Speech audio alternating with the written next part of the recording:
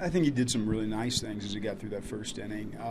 To me, though, once again, like I think you look up the first part of the game, it's like 15 pitches, he's thrown 12 fastballs, 10 of them for balls, and 2 or 3 sliders for strikes. Like he commands a slider, and like for us to have the same mistakes we had in Cleveland to start the game again, it's unacceptable. And I know they're both young guys out there, and we're talking to them about throwing the slider more.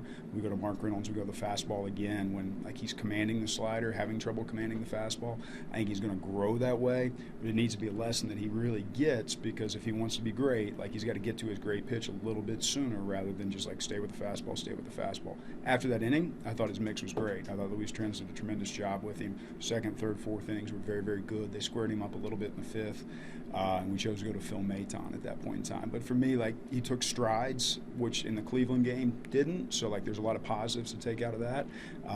Just love to see him to get to his elite pitch a little bit quicker.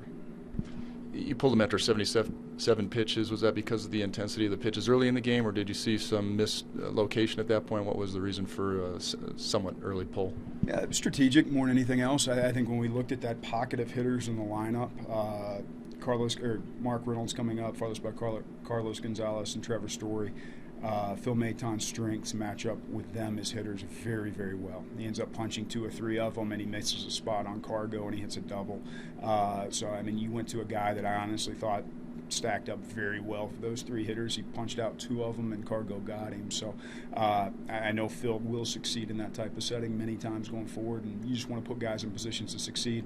My vantage point was we were going to continue to score runs, wanted to go aggressively through the bullpen at that point in time, and like the thought process being like you're going to run through Buchter, Hand, and Maurer and try to make the game a little bit shorter, but go aggressively after the win. Didn't happen for us.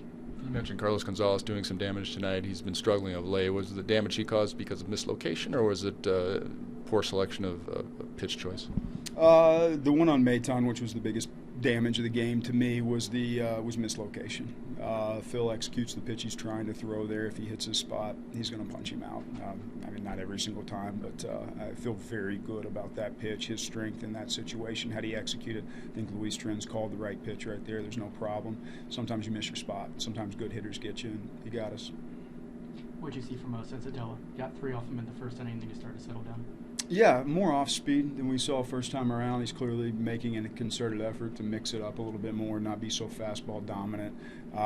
Felt like we had some good swings early, kind of lagged for a little bit and came back to taking some good swings off of him again. But, for us, we had some good, consistent at-bats in that first inning and put some heat on him, and would have liked to have continued to do that.